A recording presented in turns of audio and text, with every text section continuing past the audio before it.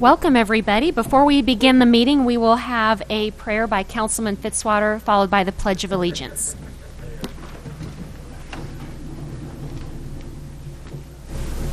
Dear Heavenly Father, thank you for this opportunity to get together again. Thank you for this beautiful day. Meet and work on some critical issues for our city, for our community. Thank you for all that participating and working with us. An opportunity to talk to colleagues over the weekend from Florida, from Texas, California, also look at Puerto Rico and Las Vegas. We pray that you continue to be with the folks there, the caregivers, folks on the mend, and the families lost loved ones. We've got raising fires in California, so pray that you be with folks there that are still in harm's way.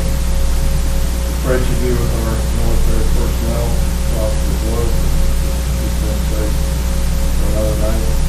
Thank you for public safety, to keep us safe in our community. Amen.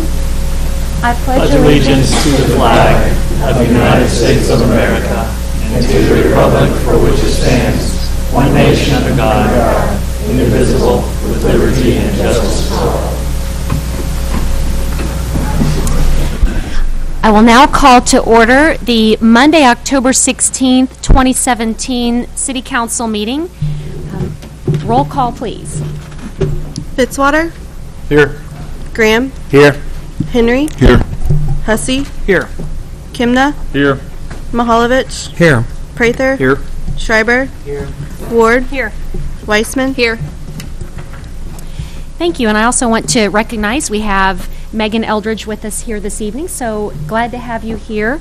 Mrs. Powell had something this evening, so she is not here, but I do want to say I believe this is the first meeting since maybe 1994 that she missed, and I know that she is quite an asset to our city, and we appreciate Mrs. Powell's endless dedication. And since she's not here, I can say that because I know that she wouldn't like to be recognized that way, but we really do appreciate it. And that's pretty impressive since 1994. I don't know if there's any city clerk that has that kind of attendance or any other city representative, so that is pretty cool. But she had a prior engagement this evening, so I said you deserve it after that long. So now we appreciate having you here this evening. Item 3, I will entertain a motion to adopt the agenda with the addition of item 4C, Officer Sean Dumsday here to accept the talk about the MAD award. Is there a motion for the adoption of agenda? So moved. Second. Any further discussion? All in favor, say aye. Aye. Any opposed? Motion passes. Item 4, miscellaneous agenda items. Mr. Kroll will give us the recognition for Angie Haslag as 2017 Outstanding Employee of the Year.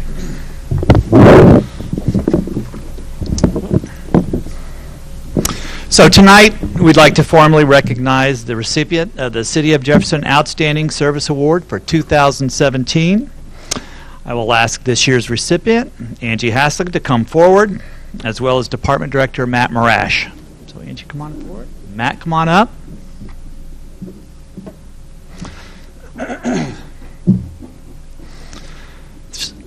The city has a long-standing tradition of honoring employees who provide outstanding service. This formal recognition started in 1972. A committee of past award recipients reviews each nomination and selects a deserving co-worker to be honored as the Outstanding Service Award recipient of the year. This year, the committee came together to select Angie Haslag as the city employee for the 2017 Outstanding Service Award. Ms. Haslag has been recognized at the annual Employee Recognition Lunch on September 28, 2017. Ms. Haslag began her career with the city in 2016, currently serving as administrative assistant in the Public Works Department with Matt Marash as the director. Some of the comments noted in Ms. Haslag's employee recognition meeting nomination include the following. Ms. Haslag is a prime example of a team player. Ms. Haslag always has a positive attitude. Ms. Haslag is often described as the keeper of knowledge for the department. By Ms. Haslag doing her job exceptionally well, it helps others to do their tasks accurately and fosters a teamwork environment, not only for Public Works, but other departments, such as Finance and Information Technology and Planning and Protective Services.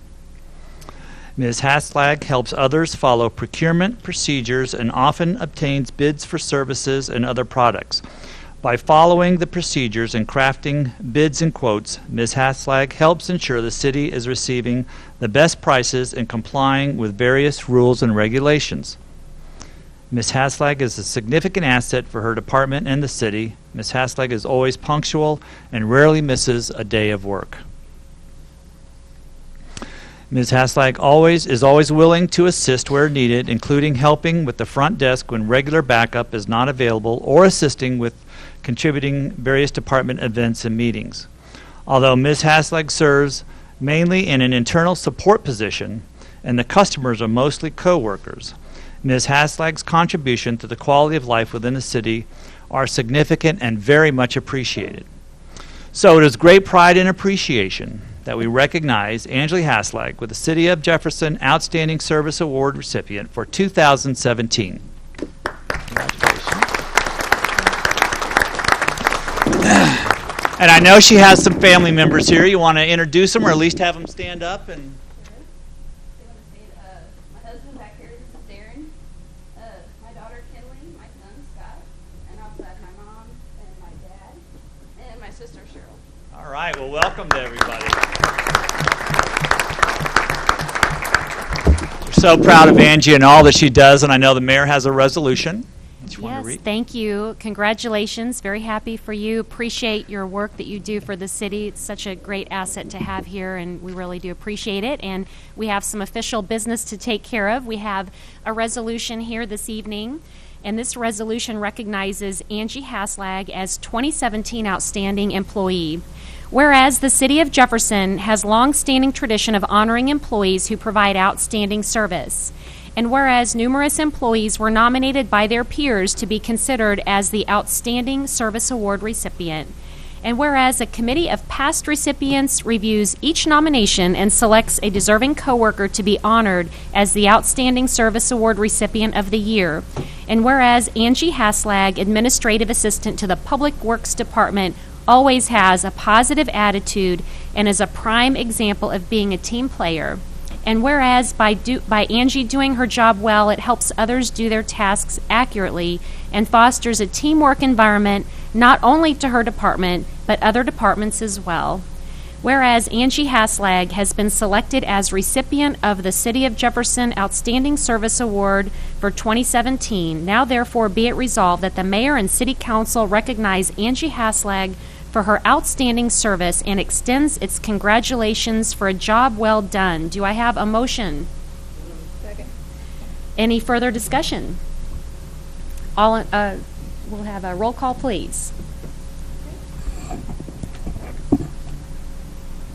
Fitzwater, Aye. Graham, Aye. Henry, Aye. Hussey, Aye. Kimna, Aye. Mahalovich, Aye. Prather, Aye. Schreiber, Aye. Ward, Aye. Weissman, Aye. Resolution passes unanimously. Congratulations, Angie, and thank you for all of your service to the City of Jefferson. So we'll take a photograph, and if your family would like to come up for the picture, they're welcome to.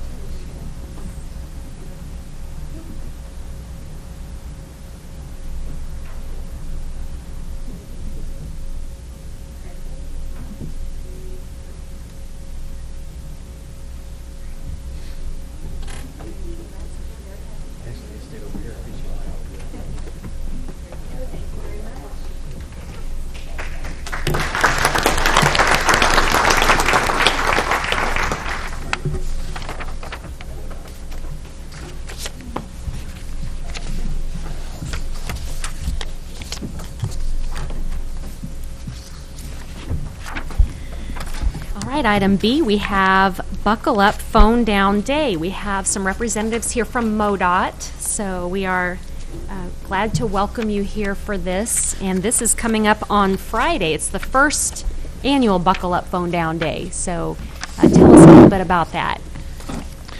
Thank you, Mayor. Thank you, Council. Appreciate the opportunity. I was before this Council back in June, and we talked about Buckle Up Phone Down. And really, what's the premise behind what we do, why we're doing this. And we have some cards that are being passed around. There's a little bit of information on it. This is coming up this Friday, the 20th. Just a little bit about an event we will hold here in town at the Central Bank at 11 o'clock on the 4th floor in the dining room. It's open to the public. We're going to have a gathering where we're going to be able to come down and try and spread the word. This really combines the Buckle Up Phone Down, and we did the Buckle Up Phone Down. Everybody got that and appreciate that. This really combines two serious issues in transportation, not just in this state but nationally, and that is putting a seatbelt on. Missouri is one of a few states that does not have a primary safety belt law. We do have a secondary safety belt law, and we are also one of the very few states, like 3 states, that doesn't have an all-texting ban while operating a motor vehicle. So these are two things that we've started as an agency of putting these two together. It is pretty catchy, Buckle Up Phone Down. We actually got Congressman Luke Kammeyer today to give us the Buckle Up Phone Down. We'll have to work on getting them signed up, though. That part we didn't get. But visited with him today and kind of talk a little bit about this. And it is a serious issue when we talk about it. Just some statistics. Fatal car crashes, 63% of the occupants are unbuckled that die in a fatal car crash. 74%. That number raises to 74% for teens. That's just staggering. So our teens are very much more susceptible to these issues of car crash fatalities when they're not buckled up. 50% more likely to be in a car crash if you're texting. I mean, these are statistics that we have that come out. They're national numbers, and they hold true for Missouri. So very important thing that we're really trying to do. We're trying to get the word out. Just a couple things. This council, the city actually has endorsed the Buckle Up Phone Down program. We did get them signed on. We did that after the last meeting. We got some commitments. Cole County is also involved, and there's very few cities that have gone online and signed up. I'm very proud that this city, my city, is part of it, and my county, Cole County. Very few counties involved too. Cole County Health Department also is in this. And then we have a couple of heavy hitters. Hallmark, which the mayor is very familiar, is on board, and so is Ford Motor Company. So, I mean, we've got some big folks that have stepped up to realize what the issues are when you combine not just these two together, but even individually, these two things can have very disastrous results. So, again, I want to invite everyone here in the council, folks that are here in the audience today, 11 o'clock Friday morning at the Central Bank. Come on out, be a part of it. We'll have Highway Patrol Lieutenant Scott White, and I hope I didn't just demote him, but I think Lieutenant Scott White will be there to address what the Highway Patrol goes through. We'll have some folks there, and I think we'll have some personal stories that will also come along with this too. So if I can answer any questions from the council, I'd be happy to. Thank you, Mr. Sylvester. Any questions of council? 11 o'clock, 11 a.m. What location? Central Bank? Central Bank, the main motor bank. Main bank. Or the main bank, not the, so the The motor main bank bank. is different, but the main bank is the one up on High Street and Yes, and yes, Madison, thank you. corner of High and Madison, on the 4th floor. 4th floor, the dining room From on the 4th 11 floor. to 12. Yep. And if people haven't signed up, it's very simple. They just go to MoDOT. MoDOT.org, and at the very top we have a couple of banners right now. The first one that scroll, and the first one that comes up is our program, our highway program, and then the next one that we'll scroll through will be the Buckle Up Phone Down program. Click on that and you can go to the bottom. Actually, it's at the top of the page now. You can sign up as an individual or you can sign up as your business. So I know we have business folks here, and would be appreciative if that's something that you could get on board with also. Great. We will look forward to that. And there's just, how can it ever be okay to text while driving, ever? I just don't understand how that can ever be appropriate.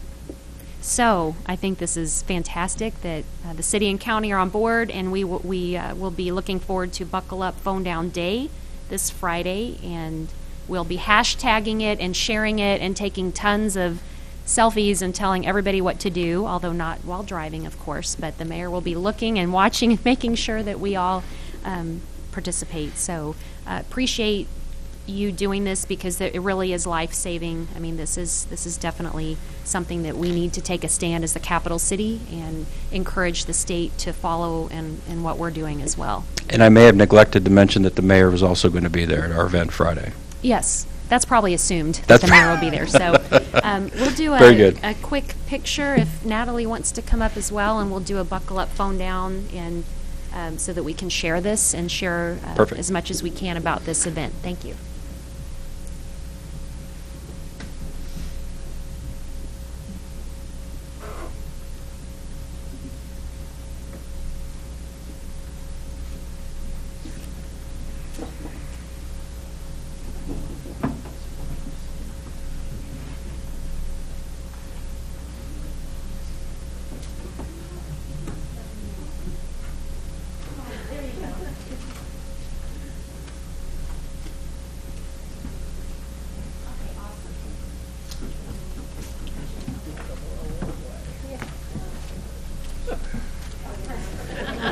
Two thumbs up, yeah.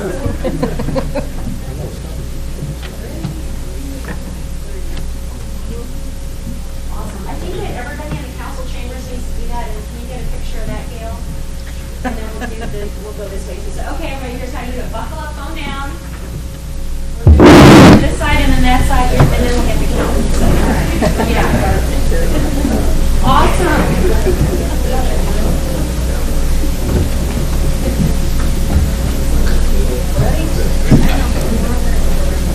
Yeah, y'all be prepared to be posted. So Gail will go around and get all the other sides as I'm walking. Thank you very much.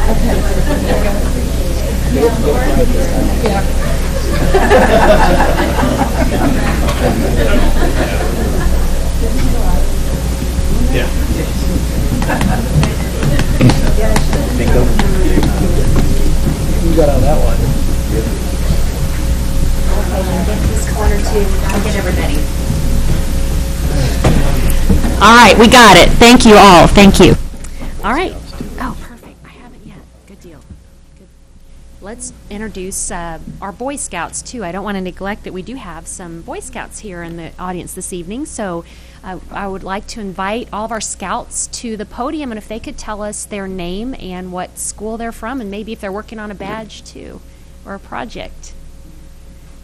We always enjoy having Scouts here. I had the honor to attend an Eagle Scout ceremony at the state capitol last weekend, and that was such an honor. Welcome. Glad to have you all here. Pull that microphone up. Oh, yeah, just pull it on up. There you go. Hello. And you can give us your name and what school you go to. I go to St. Joseph Cathedral School. I am Jack Callahan, and I'm working on my community and the citizenship in the community merit badge. Great. Welcome. My name's Evan Gerber, and I go to St. Joseph Cathedral School. I'm working on the citizenship and the community badge, too. Great. My name is Brody Metzger, and I go to St. Martin's Catholic School, and we don't know what badge you're working on right now. That's all right. I'm John Rush, and I go to St. Joseph Cathedral School. I don't know what we're working on. Great. My name is Drew O'Keefe. I go to St. Joseph Cathedral School, and I don't know what we're working on. Well, thank you all for being here to attend our city council meeting tonight. We're happy to have you here and appreciate it. So thank you for being here. All right. Thank you.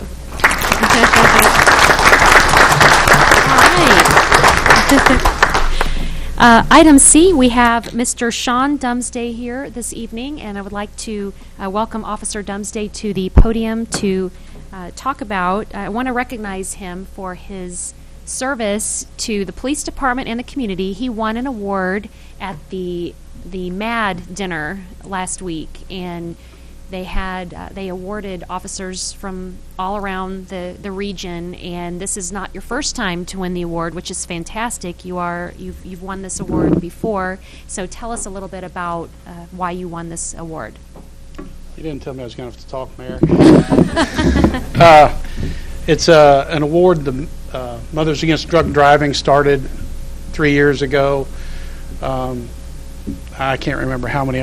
It was 35 officers this year, multiple agencies, and they just honor the officer from each agency that has the most DWIs for the year. So I had the most DWIs for our department last year, 2016. So. Well, we appreciate it very much. Keeping drunk drivers off the road is just critical, and the fact that you've done so well over the last 2 years, I know that that is a direct result of your commitment to this cause, and it really means a lot. And I'm honored that you were awarded 2 years in a row for this. And keep up the good work, because it's very important work, and I know that it's something that you strive for, and it makes us proud as council, and proud from our police department as well. So thank you, and it's not something that we take lightly, and that's why I really wanted to make sure that you could be here, and that we could recognize you as a council for what you've done, because you have directly saved lives by all of your actions. Thank you. So does council have any comments, questions for our officer? Thank you. And I would like to also get a picture up here and share that, and if all the police officers here would like to come forward that are here this evening, and we could recognize you. So thank you for your service.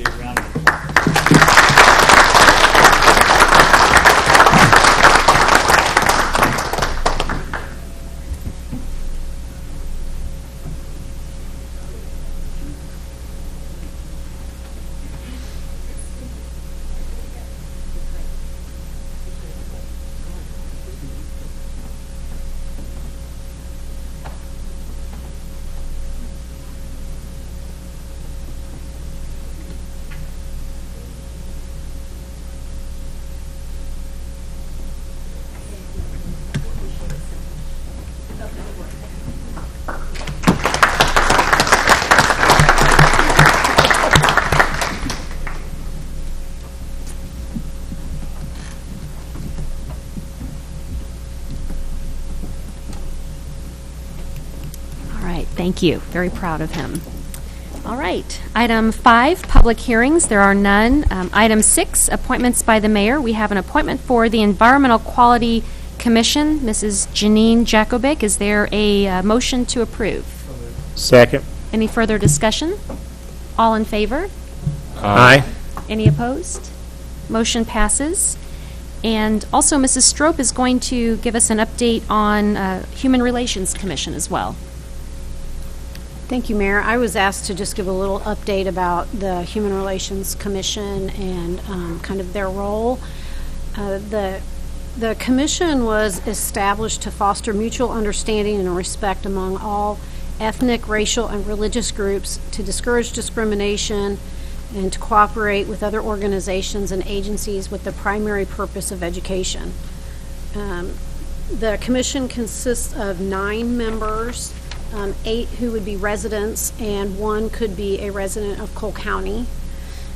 Some of their powers and duties, it's very much, as I read through these, you'll see it's very much an educational board. And I won't read through all of them, but I'll kind of summarize some of them. To foster goodwill, cooperation, conciliation, and sympathetic understanding through education. To formulate and carry out educational programs. To examine this code and other ordinance of the city code and make recommendations to the council. To make recommendations to the mayor and council regarding educational programs, to hold educational public forums, to further the policies of the Fair Housing Act for the city of Jefferson City, and to cooperate with other agencies, organizations, and institutions in carrying out programs to educate the public. They have 1 prohibition listed, and that is they are prohibited from hearing cases of alleged discrimination or acting as a judicial or investigative body on cases of alleged discrimination. The board has been inactive for a number of years. Their last scheduled meeting actually was in June of 2010. The remaining board members at that time decided to stop meeting for a number of reasons, but the primary reasons were that there was a lack of interest. They were really having a hard time getting a quorum. They didn't have enough members to get quorums, and they had a hard time getting interest in the public to serve on the board. The board members felt that it was duplicative of other organizations, and they felt that it pulled resources away from other organizations in the community, both as far as volunteers and getting members to serve, and in monetary donations and sponsorships. So the council has kept this board active, though, as far as in the code, and so it's open and available so that if those circumstances change or the need arises, and if we could get 9 interested public, members of the public who would like to serve, then they certainly could be appointed and begin to meet again. Thank you for the update on that, Mrs. Strope. There was a town hall meeting held on October 10th, and that was a specific subject that came up that people asked what the status was of the Human Relations Commission, if the city wanted to revive that, and it still is on the books. It just isn't filled because for the reasons you stated. So certainly people can fill out the volunteer profile form if they're interested. I know a press release went out last week mentioning that people can apply for this and other boards, city boards and commissions, so we always are looking for interested and dedicated volunteers. So we want to mention that so that way we can use this as an opportunity to get the word out as a direct result of the topic that came up at the open town hall meeting. There are a couple more town halls scheduled, October 24th and November 7th and 8th. I don't have the locations. I believe some of the local churches and school, Jefferson City Public Schools is working with some other groups and kind of doing some town hall meetings as well. So those are some upcoming dates too, so I'll be sure to share that with them. Does council have any questions about that or any other commission? Is that one question? Yes. So is that commission listed under the list of groups that you can select from? It is on there now? It is, and we do Has always get been? applications on occasion. It's still listed on the volunteer profile form, so people can apply. And I should have added, we do actually have 2 names, current names of applications that have been received within the last year for that board. Thank you. All right, so thank you for that update. Item 7, presentations from staff, consultants, and invited guests. We have item A, Mr. Frank Reisick, about the upcoming event at Evening Rotary Club. Welcome. Mayor Turgeon, City Council people, fellow citizens, it's spaghetti supper time. Evening Rotary is having its 12th annual spaghetti dinner on Friday, November 3rd, 4:30 to 7 p.m. Tickets are $10 for adults, $5 for youth, age 6 through 12. A lot of people don't even know what Rotary is. We are an international service organization. We are in 200 countries, plus or minus, kind of depends on how you count them. We are eradicating polio worldwide. There are only 3 countries left with polio: Nigeria, Afghanistan, and Pakistan. Locally, we work with the Evening Rotary Club, works with the Boys and Girls Club, Head Start, and many other local organizations. You can show up at the door on Friday, November 3rd, pay there. Ken Hussey has tickets, and I thank you, Ken, for inviting me here. He is a fellow Rotarian in Evening Rotary, and Mayor Turgeon is a fellow Rotarian in the Breakfast Club. I see, well, Dave Sylvester left. He's in the Breakfast Club also, and I probably missed somebody. Besides the spaghetti supper, we are having a pick-your-own prize raffle.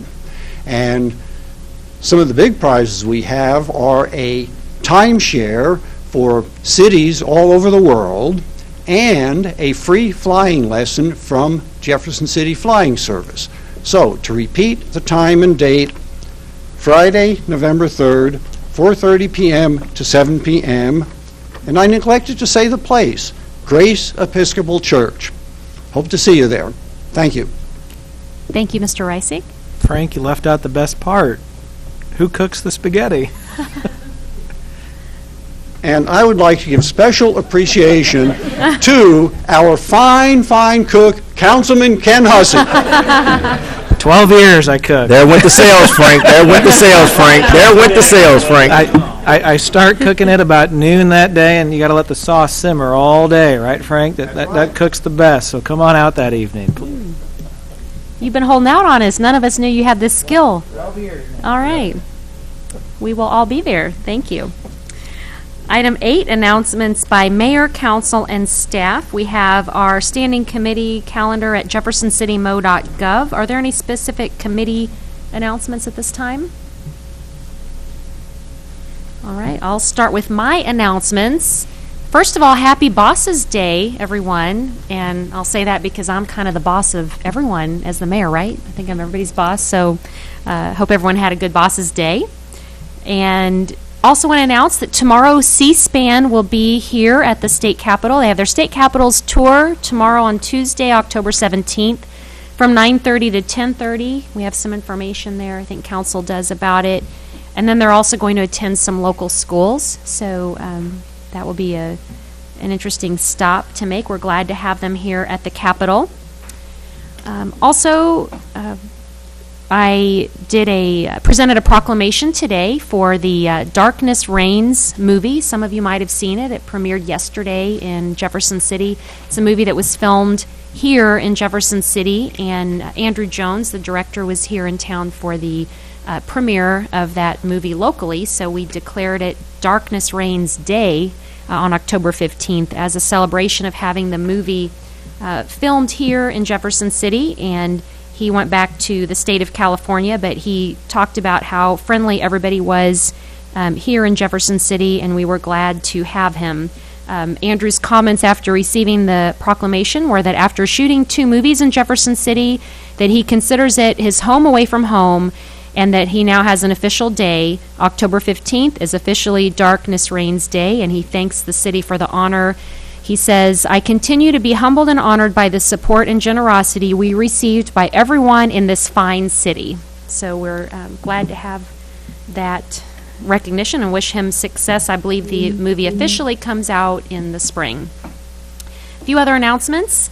Saturday night, I attended the NAACP dinner, which was held at Lincoln University, and that was a great event.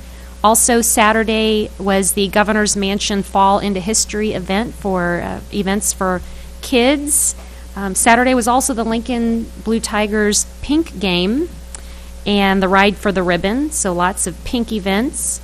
Also was Bel Air School's 50th anniversary, and I think the neatest thing was seeing the multiple generations of people who had gone to Bel Air School. So that was very, very exciting to celebrate their 50th. On Sunday, the Quinn Chapel dedicated a reading room in honor of Dr. Carolyn Atkins. Councilman Henry was there, and they are looking for council members or members of the public that would like to come and read. At a future meeting, we will have Reverend Cassandra Gould here to fill us in on that opportunity. Last week was the Tom Henke Golf Classic. Charlie Pride, country singer, was here and enjoyed his company to promote and support the Special Learning Center. So again, we appreciate Tom Henke for always stepping up for Special Learning Center in our community. Also last week was the Special Olympics. They had the opening ceremony at Helias. You probably saw all the athletes here over the weekend. And we got to make the big announcement that Special Olympics will hold their games here for the next 4 years. So that was a really big deal. So fantastic news. Look forward to having them here. A couple other upcoming events. At the next City Council meeting, we will have a recognition for the South Side Plan at the November 6th City Council meeting for those that worked very hard on that. And then also, I might have a slide or two in my announcements. I don't know if they have those in the back. Okay, I wanted to announce Capital Arts did a fundraiser Thursday. They called it the Celebrity, but it was Celeb Art-y. Get the art in there for people to contribute art. This was my painting, an original painting of the City Hall flag at half-staff entitled Respect. The next piece of art we have, this was from Councilman Carlos Graham, and he actually created a really nice work of art. Carlos, do you want to elaborate on that at all? Other than this, the first time I ever tried to do any type of artwork, and this painting here actually has a story behind it. I just want to, if you could just zoom in to the very middle of that picture, you see this little boy right there. I looked at that as being me and trying to leave or to leave from where I was at to come to a different place. This painting really was centered around the South, as me being from Alabama, and the white in the background reflects the cotton, and the pen that you see that's right below that little boy's picture was the actual pen of trying to sign to make people free. So this has a personal story for me, and I was just very glad that it was able to be sold for that event that night. So first time ever in my life put up a piece of art together or anything like that. So had fun doing it. Dr. James Tatum certainly was a great person to work with. Councilman Henry and I worked together, those hours together from start to finish. So, but this actually has a story behind it. So I was just glad that it was sold for a great cause. Thank you, Councilman Graham, for your contribution, and the story behind it is very moving, and really appreciate the the meaningfulness of this piece of art, and it really comes through in the picture, and appreciate that. And the next one is Councilman Larry Henry also provided a piece of art that night, and again, another incredible piece. I don't know if you want to give any insight on your inspiration. This was just called, I actually call this expression, it's an abstract piece. I'm a fan of Michael Basquiat, who's an abstract artist, or Mikhail Basquiat, and so I kind of got some inspiration from that, and Dr. James Tatum had helped me with the direction for it, and you zoom into it a little bit, you see some different facial expressions in there. And so I just kind of enjoy that type of artwork and had a really good time doing it for a good cause, Capital Arts Foundation. So and it's sold, so I was happy about that. So we had a really good time doing that. We did. Thank you again for your inspirational piece too. And I know I tried to bid on both of yours, but they both got out of the mayor's price range. And I know you all attempted even to bid on mine, but I thought that would have been neat to have both of those here at City Hall because they looked so good. But again, I think it was neat to have a lot of community leaders that don't typically do art and seeing kind of the inspiration that they came up with and supporting a good cause. So wanted to recognize our council members for stepping up and doing that. My last announcement is that we are all wearing pink tonight, and that is of course in support of Breast Cancer Awareness Month, and appreciate everyone's showing up and wearing pink. That's something that we can hopefully take a moment to pause and remember whatever health screenings we need to do. As the mayor, I like to try to promote public health as much as I can. I did get my mammogram this month, and some people said, well, that's great. You know, I put it on Facebook. Well, I put kind of going there on Facebook, I should say. But anyway, and I had some people say, well, that's great, but what about the guys? Well, guys aren't off the hook. I think regardless of who you are, we need to get our screenings, whatever they may be. Listen to your doctor. It's not only about one test, it's about all of our health and looking at ourselves at whatever our doctors tell us we need. Don't put it off. I asked when I got my mammogram, and it's on film, talking to the nurse who helped with the test, I said, why do people not get their health screenings? She said the two main reasons are they don't want to know the results, or they're too busy. And those are really two things I think everybody can relate to. In fact, I kind of found myself thinking, gosh, do I really want to know? Do I want to? Well, of course, maybe we don't want to know, but we need to know. Early detection is so important. And also, do we have time? I mean, if a busy mayor has time, and I know there's busy families and parents out there, then we really all have time. We really owe it to each other to take care of each other. So please encourage others.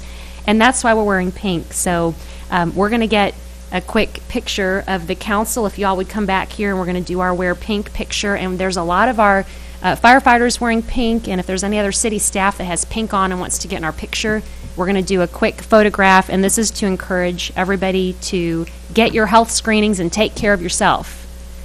And it's too bad you couldn't see Rick when he kind of unveiled his State Tech hot pink shirt. But all right, we'll take a quick photograph.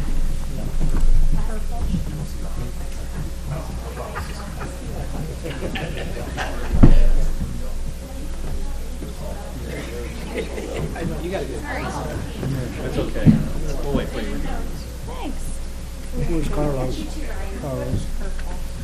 Carlos? Get up here. Yeah. You know, I have it here. It's on call. It is. And you too, Margie. I have a camera. Look at all this pink. This is fantastic. All right.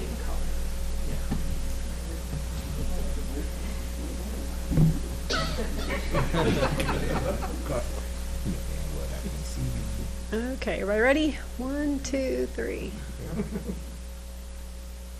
Perfect. You can get off the chair now, Carlos. Ryan. Just email me things that need to be fixed in the chamber contract there, like just grammar here.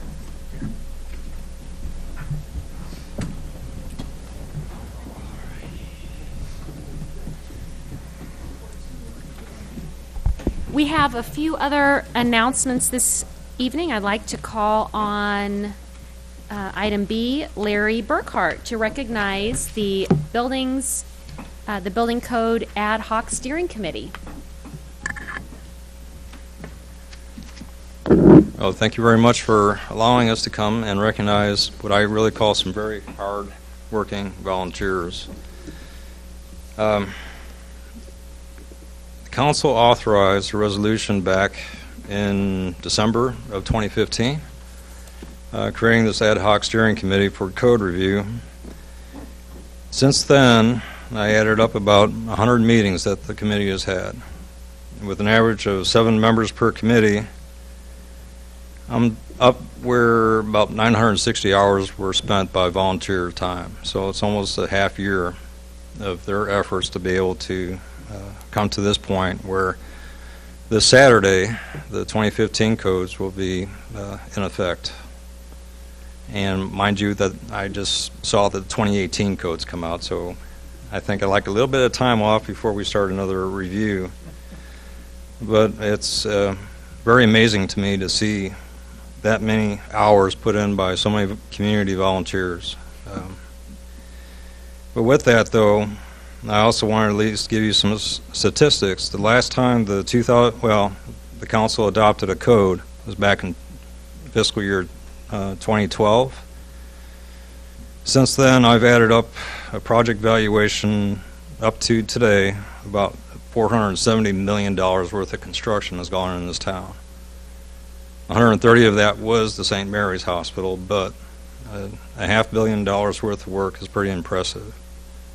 And that equals be about maybe 2,500 building permits. That doesn't include all the electrical and plumbing. So we've been averaging about 1,000 transactions a year. So anyways, though, I just want to at least be able to kind of go over the individual names of people that are still here. And I know I was hoping to be over by 6:30, but anyways, so it's beyond my control. The chair, Kyle Kittrell, he's working with Habitat for Humanity, and right now he is entertaining some students from Washington University on a bill that came here, so he's not able to attend. Randy Allen is the vice chair, if you want to stand up, Randy.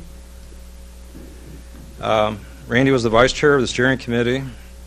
He also was vice chair of the Building and Energy Code Subcommittee. Randy's also an architect, and also I think you might know him as president of the Chamber of Commerce.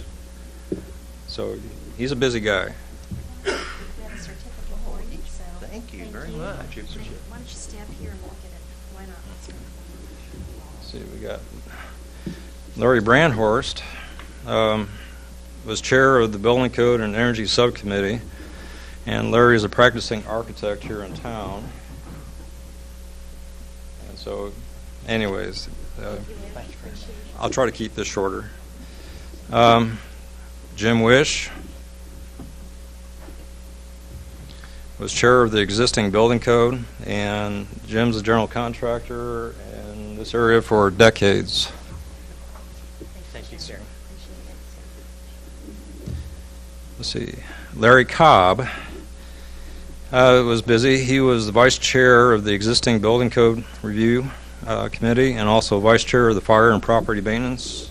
Larry's a property owner and developer here in town. I didn't see Jim Dove here. Jim Dove was chair of the Mechanical and Fuel Gas Committee. He's a mechanical engineer and frequents our town on numerous projects. And Dan Clint is not here also. Dan was chair of the residential subcommittee. He's also was president of HBA during that time, and Dan's an insurance agent here in town. Paulette Creeder was vice chair of the residential committee. He wanted a high-end design for residential. Paul, that's your... So, and it looks like Jim Crabtree was here, but he has another meeting to go to, but and Jim was chair of the Fire and Property Maintenance Committee, and I think some of you might know he's an owner's representative for Central Bank. So all I can say is thank you very much. I appreciate it.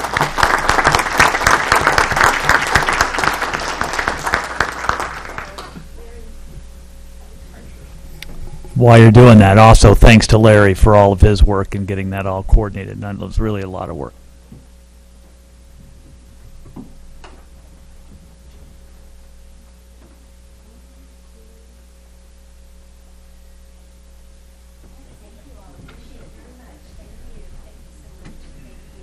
Sorry to keep you guys waiting.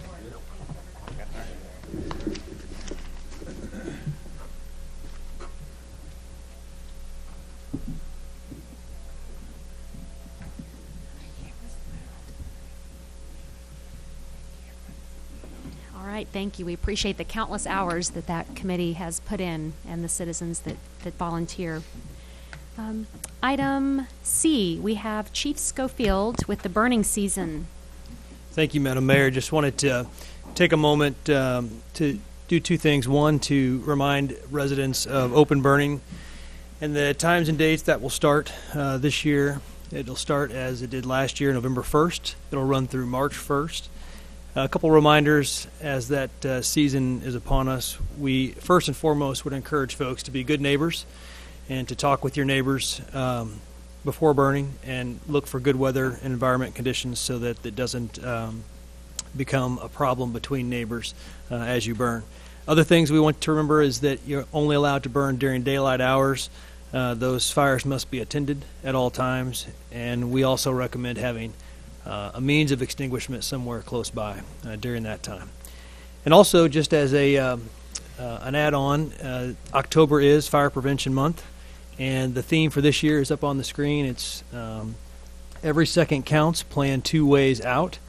And so we'll have information before you and your packets, but also always available at fire stations or at Fire Administration or on our website. Just reminding folks to have a plan, an exit strategy, to practice that plan regularly. This is a good time to do that with your kids or your family at home. And also to remember that smoke detectors are key to making that work. Speaking of Fire Prevention Month, I have a couple pictures here of the new fire safety trailer that Cole County Chiefs has been taking donations over the past year. We've been able to get that trailer out to about 1,800 school-aged children this year, and we're still counting. So we're still doing that this month. You can see that it's got a little bit better ladder as they practice their escape out of there with the simulated smoke, which is always the highlight of the fire safety visit for those kids. But 14 schools, both public and private. We distribute the Fire Safety Council coloring books as we do that. We're also really excited this year to again partner with Lowe's, and we've not only done smoke detector installs but also carbon monoxide detectors this year. 87 of those this year, along with replacing batteries for folks and their smoke detectors as we've been out in the evenings last week.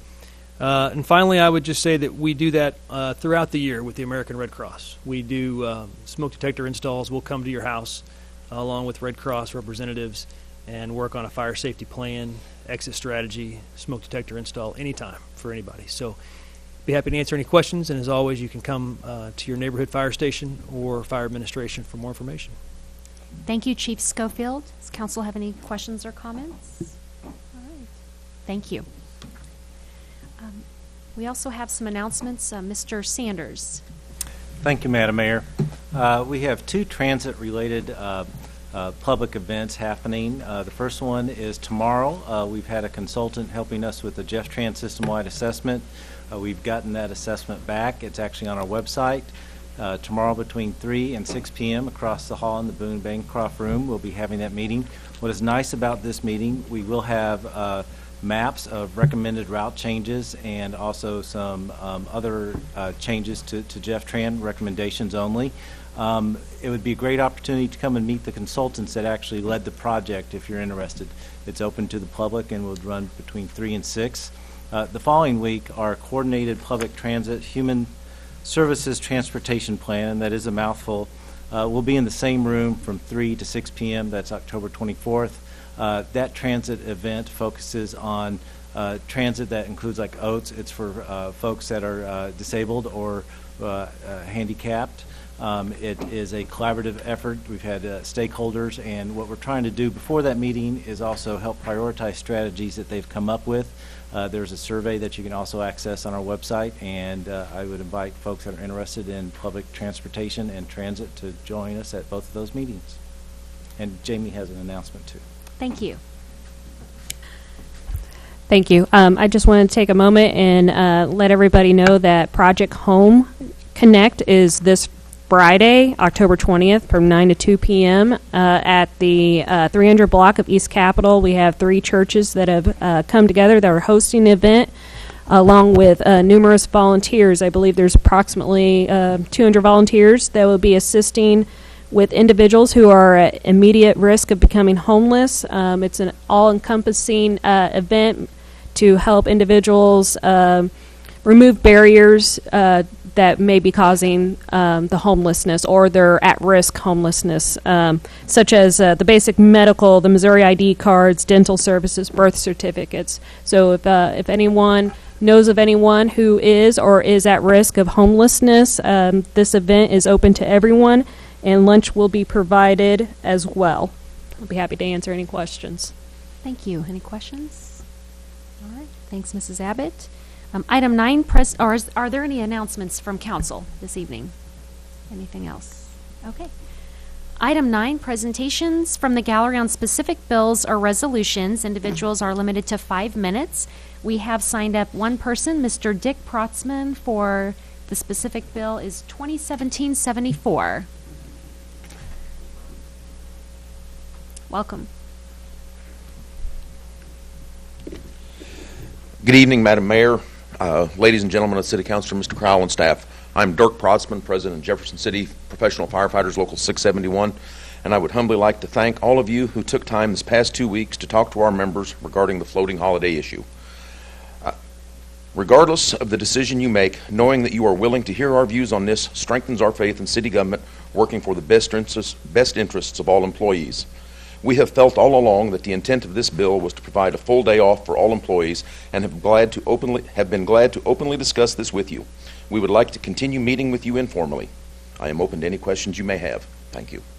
Thank you. Any questions for Mr. Protzman?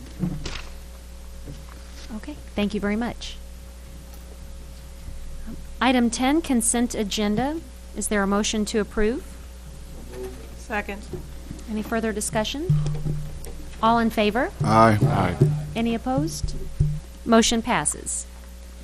Item 11, bills introduced, 2017-77. An ordinance of the City of Jefferson, Missouri, amending the 2017-2018 budget by authorizing a $640,000 supplemental appropriation within the general fund for the downtown streetscape repair and electric project. Mr. Marash? Thank you, Madam Mayor. As the clerk indicated, the bill actually does two things. One, it authorizes the supplemental for our downtown streetscape repair, and also that includes an electrical element similar to what's going on Capitol Avenue, $640,000. But also it approves a change order to our design contract to finalize the design on that electrical system. And we hope to get this going soon in the spring and be finished up before summertime. Thank you. Any questions? Thanks. 2017-78.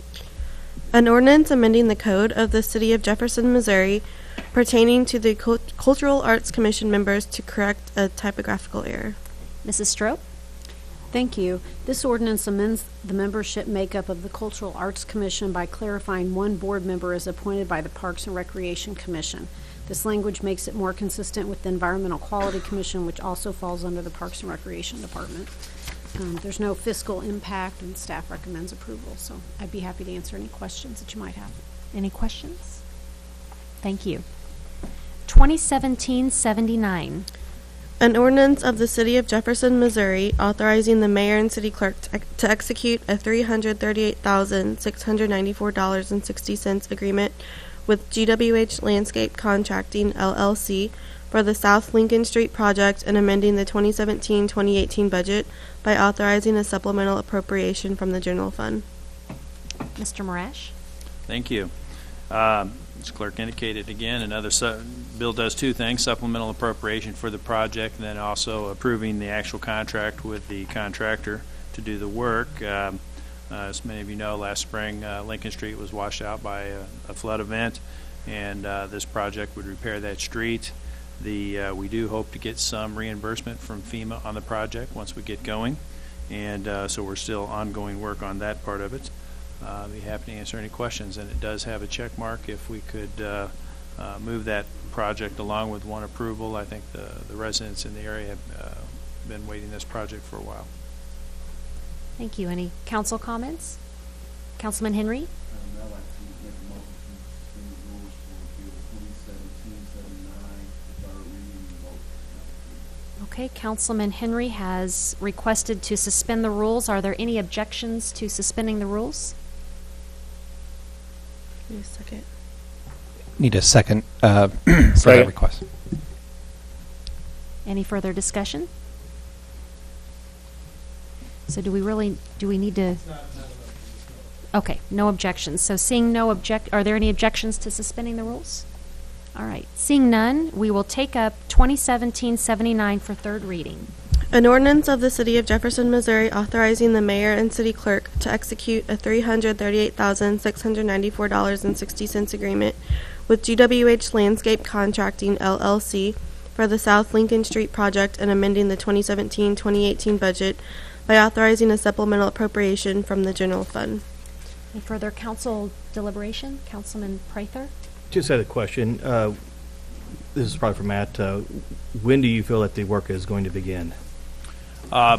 We do have to wait on our for some of the work till after November 1 because of bat trees. That's a requirement of a permit we got, but we would anticipate starting to remove pavement, things like that, and getting the fill site ready. Thank you. Any further questions or deliberation? All right, roll call, please. Fitzwater? Aye. Graham? Aye. Henry? Aye. Hussey? Aye. Kimna? Aye. Mahalovich? Aye. Prather? Aye. Schreiber? Aye. Ward? Aye. Weissman? Aye. Bill passes. 2017-80. An ordinance of the City of Jefferson, Missouri, amending Section 3.3, Alcohol, Drug, and Controlled Substance Abuse Policy of the Personnel Policy Manual. Mrs. Strope? Thank you.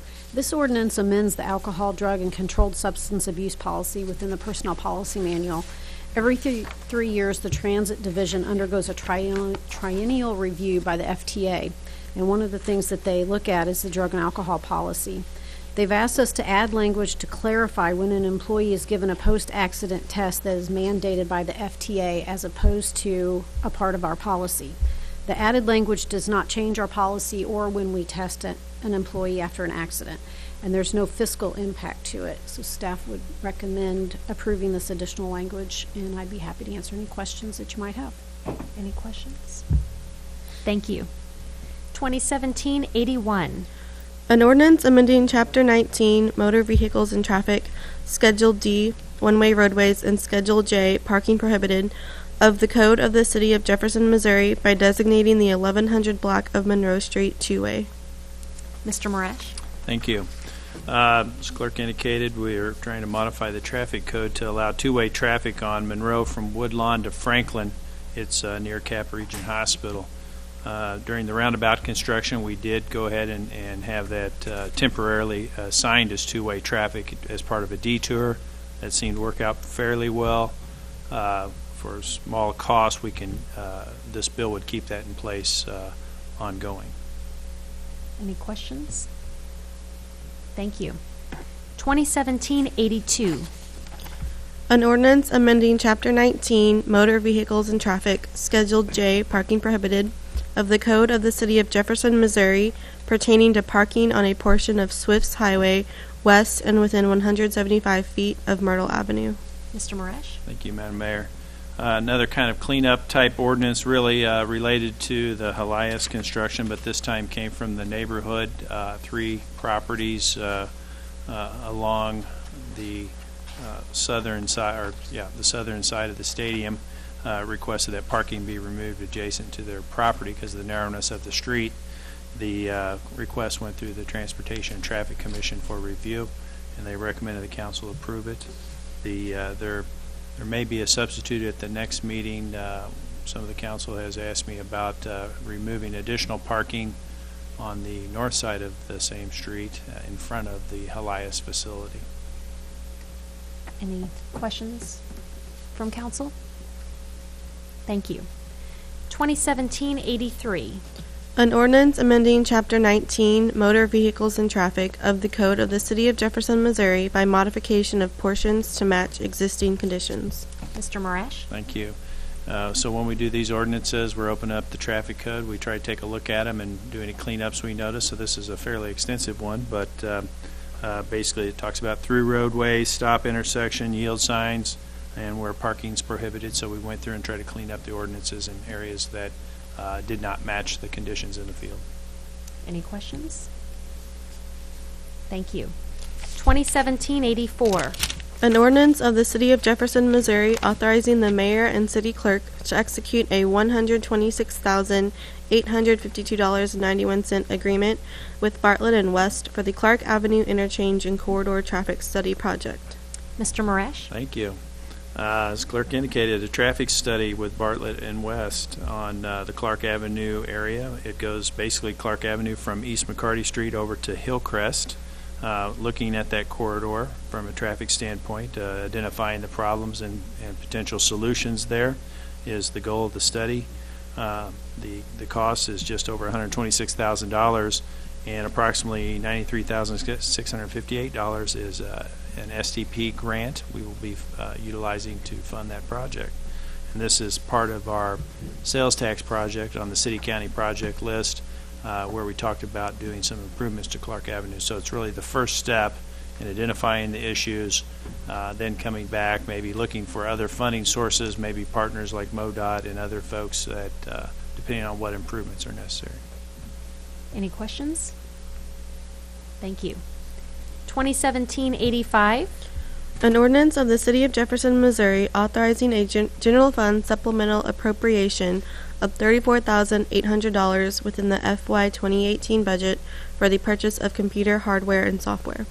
Mr. Sanders. Thank you, Madam Mayor. In 2014, the City Council approved a resolution asking the Planning and Protective Services Department to be more proactive with neighborhood code enforcement. I'd just like to update on that and then ask for a supplemental appropriation in the 2018 budget. If you can see the numbers up there, our code enforcement activities have practically doubled from last year, and actually they have already doubled to more than 3,000 from 2016. Those increases are due to several things. Staff changes. We now have 4 FTEs, 2 part-time and 3 with military and law enforcement backgrounds. That background has allowed them to be more proactive just in their training and the way they work and their attitudes. We've also been doing more training for staff. Our full-time property inspectors are not only certified for property inspection, but also for housing inspections, and they're continuing their training, so we've been doing more personal development. We've also been interacting and coordinating more with other departments, police department, fire department, animal control, law, and even finance. Some of our challenges are with habitual offenders. We're looking into actually doing more summons to actually get convictions to be able to pursue habitual offenders. We also our abandoned building registration process, there's some holes in it. People hide behind LLCs and shell corporations, and they don't always register those buildings, so we can't get those buildings on the registration list. And then also, one of our major hurdles is driving back and forth. We do not have any tools that allow us to do work in the field and check our computer systems back. So that last challenge, we've gone through a process review of what we do and how we work, and we have determined that if we had computer software to be able to access Springbrook and our GIS system out in the field, we would actually, through the course of a year, save $86,000, or which is equivalent to 3/4 of an FTE. So what we've looked at is we've looked at several suites of software to see what's out there. We have an idea that there's several vendors that actually have software that we could use to help us achieve that efficiency of an additional 3/4 FTE person.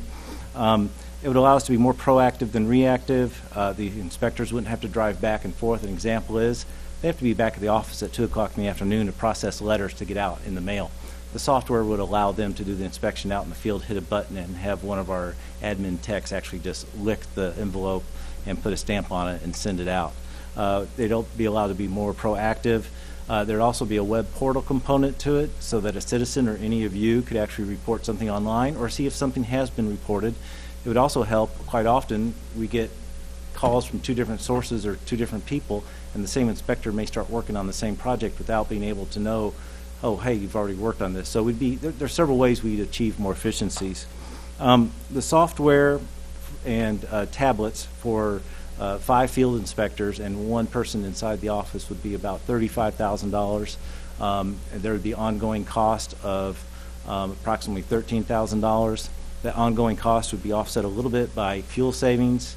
We would catch a lot of the abandoned buildings are not registered voluntarily. We find those, identify those, and then tell the owner they need to register.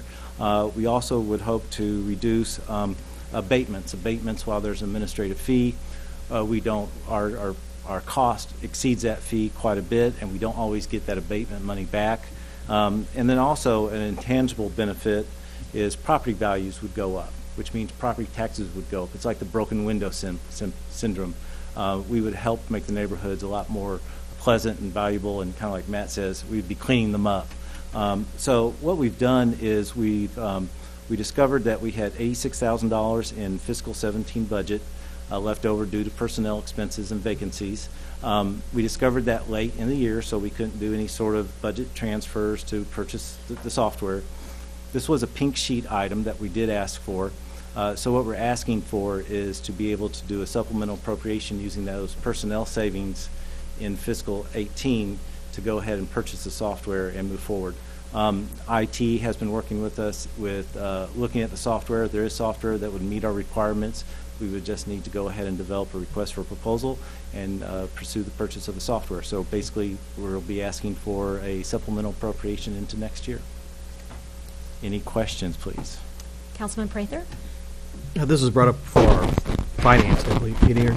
Yes, okay. Yes, the finance committee. And I had asked for you guys to, there's ongoing expense of $13,000, and that if you could quantify the potential savings or revenues that we're going to be able to offset that $13,000. I was kind of hoping you have it for this meeting, but if you don't have it now, can you bring it by the next meeting? I can certainly try to get that. A lot of those there's intangible and tangible costs. We know there will be some fuel savings. We don't know how many more abandoned building registrations we would get. We don't know what we'd be able to reduce the abatements are. Some of those we'd have to make educated guesses on things that are purely within my department. All right, thank you.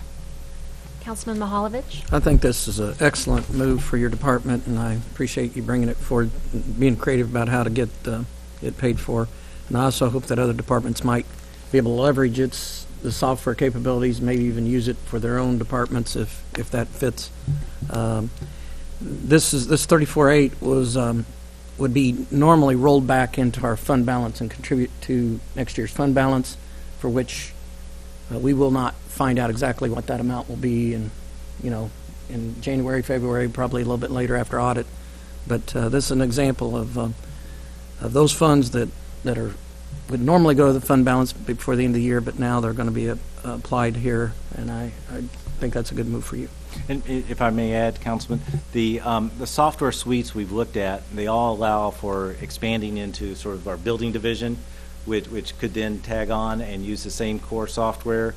The web component of it, although with the property inspections we don't do transactions, but it does support online permitting. It supports being able to see where your permit is in process, and those are a couple of the items that Larry's ad hoc building committee has been suggesting we move towards. Yeah, excellent. And I think you said you might have mentioned it during your testimony, but I might have missed it. But there is a portal for the public to be able to yes, sir. track their request. There'd be a portal where they could either report an incident. They could see if there's already, I was going to report there's a junk vehicle or something like that on a piece of property in the backyard. They could actually see if that's already been reported and what the status of that is. So you'd be able to, as a citizen also, if you make a report, the inspectors could respond back and say, thank you very much. That was reported yesterday. They've got 10 days to abate it, or we will take care of the issue. Any further questions? Thank you. 2017-86. An ordinance of the City of Jefferson, Missouri, amending the 2017-2018 budget of the City of Jefferson, Missouri by appropriating additional funds within the general fund and within the sales tax F fund, as well as reappropriating funds within the general fund from FY 2017 to FY 2018. We have Chief Schofield and Mrs. Miller. Thank you, Madam Mayor. This bill would allow us to designate a portion of the funds necessary to proceed with the Fire Station 2 construction project. And it did go through both Public Safety and Finance Committees, in which both those we made a presentation about the overall scope of the project and discuss some of the detail. Happy to go through any of that tonight. I know we have the architects also here from Architects Alliance. But in general terms, it would be a new facility at the property that was secured on the east side of town at the corner of Robinson Road and East McCarty. This bill also stipulates that we would come back to council before going out for bid once we have those construction documents finalized and the bid packets prepared. So after the discussion that we had at the Finance Committee meeting last week, we made that commitment to come back and give you guys a better idea of exactly what those construction documents might look like prior to going out for bid. I'd be happy to answer any questions. Any questions? Councilman Mahalovich? I think it was clear that during the Finance Committee meeting that this isn't an authorization to proceed on any building, and that we have a chance to look and how we are going to finance the entire cost prior to giving that approval and that green light. And more likely in, you might have said that January time frame? That's correct. We would anticipate those documents to be ready sometime in the January, February time frame. And between now and then, we're going to be working really hard with the architects, engineering team, as well as the group that's been tasked internally to the fire department to see if there is any additional efficiencies or cost savings in the plan. And then at that time, Finance will provide us some level of information with regard to the fund balance that came from this fiscal year that we're in. However, the limitation of that is what at this point, or in January? We'll have some preliminary numbers by January, but it won't be the audited numbers. Any further questions? Councilman Graham? So I guess I have two questions. So I guess at that point, is that when we say, okay, we're still looking at $900-some-thousand. We say that's too big, bring it down some, or we say no to it all, period, in January. I'll take a shot at that question. I guess the final number won't be known until we go out to bid and receive those bids back and open them. So that's where we're still dealing with very tentative projections and estimates at this point. We believe that we'll be able to hone those in a little bit tighter before we make that presentation to you in January for the option to go out to bid. And then hopefully if we have a competitive bid process, they'll get even better, potentially, and a much sharper number and the exact number to bring back for the contract approval if that's approved by you guys. So does that $900-some-thousand projection number include FF&E or no? It does. It does. It does. That number includes everything that would be required to complete the project, to our knowledge at this point. And I should also mention that this bill also does have a reappropriation of about $106,000 from FY17 into FY18, and those dollars actually are already committed and encumbered for the architectural and engineering services that we've secured to bring us to this point, as well as the entire project should we proceed into 18. Any further questions? All right, thank you. Item 12, bills pending, 2017-73. An ordinance of the City of Jefferson, Missouri, amending the fiscal year 2016-2017 budget of the City of Jefferson, Missouri by appropriating additional funds within the sales tax F fund. Mr. Mullman? Thank you, Mayor. So this bill makes a supplemental appropriation out of sales tax F for capital improvements to the annex building relating to renovations to house future municipal court operations and the top floor of the annex building. Previously, the city has retained the Architects Alliance to engage in what we're calling Phase 1 conceptual drawings to explore the feasibility of renovating the top floor of the annex building to move municipal court over there. That work has been complete, and Architects Alliance has provided a report which is attached to the bill summary. Essentially, what we plan on doing is clearing out many of the walls in there and making a central place to locate the court. Also, separate the staff area from the general public area, provide some additional security for our court staff, provide offices for a city prosecutor, municipal judge, and then also have some additional amenities for the court, including a client consultation room for defendants to consult their attorneys in a confidential place, bathroom updates, and then also, and this constitutes a large portion of the costs that are included in this project, renovation of the HVAC system. Details are provided in the Architects Alliance report, but essentially what this bill does is it takes $500,000, which we anticipate to cover the full costs of the project, including construction costs, design costs, and then FF&E, and appropriates those out of sales tax for that project. If this gets approved by the City Council, we would immediately move into essentially Phase 2 design, where we would work with the architect to build or to develop construction contracts, let it out to bid, and the next time you would see this is when we have bids from final bids from contractors to actually to complete the work. Thank you. Any council questions or deliberation? Councilman Fitzwater? I've had a couple folks contact me over the last couple of weeks. If there's discussions at the Capitol, and we were talking earlier in regards to potential additional circuit judge in this area, would there be an opportunity for this courtroom to maybe work with the county? If the county, I mean, obviously if they get another circuit judge, they're going to need a facility. Have there been any preliminary discussions as to maybe an opportunity to work cooperatively?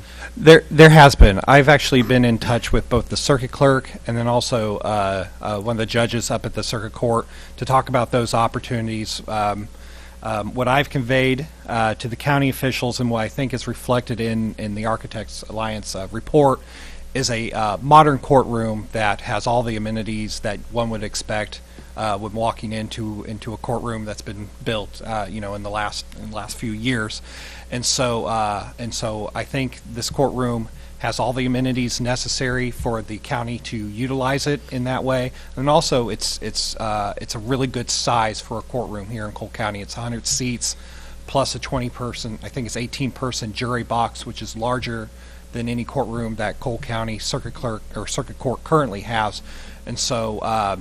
In addition, in the chance that Cole County gets a 5th judge, even before then, I think there is some opportunity for cooperation between the city and the county to use the space for county purposes and really use it on a more active basis, not just the day and a half per week that we currently use it for municipal court. I think there's lots of opportunity for that type of cooperation. I look forward to working on that. I know you're going to work on the security provisions in addition, or I guess parallel to this discussion. Do they have any additional requirements security-wise that we need to be aware of, or is it essentially same type of requirements? I think it's essentially the same type of requirements. I think that's just a level of detail that we need to get into in order to accommodate them, but I think we're really, really close. I don't think it would be pulling teeth or, doing anything too extreme to accommodate their security needs. Thank you. Any further questions or deliberation? Roll call, please. Fitzwater? Aye. Graham? Aye. Henry? Aye. Hussey? Aye. Kimna? Aye. Mahalovich? Aye. Prather? Aye. Schreiber? Aye. Ward? Aye. Weissman? Aye. Bill passes. 2017-74. An ordinance of the City of Jefferson, Missouri, amending Article 11, Paid Holidays, of the Personnel Policy Manual to include floating holidays. Mrs. Strope? Thank you. This ordinance codifies the rules for how floating holiday or paid time off hours will be administered.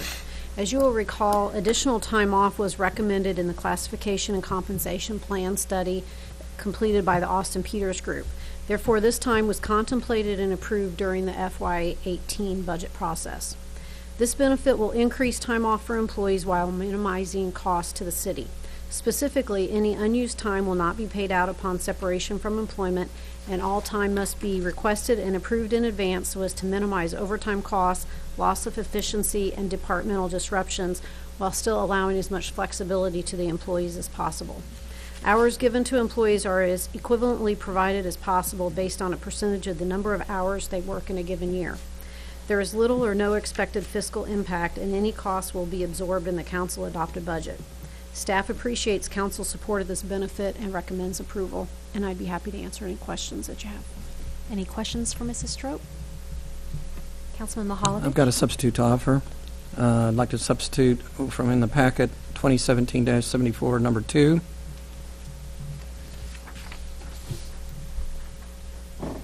So we have a motion for substitute. Okay. Councilman Hussey? So any further discussion on the substitute? Councilman I've got an Mahalovich? amendment to that substitute. I'd like to amend paragraph A, by editing it, strike that, paragraph A by... Councilman Mahalovich, I think it's appropriate to vote on the substitute before it's amended. Okay, so then we have a motion and second for Does that make the substitute. Does that make the substitute the law of the land? No, that would just bring the substitute up for consideration. Okay.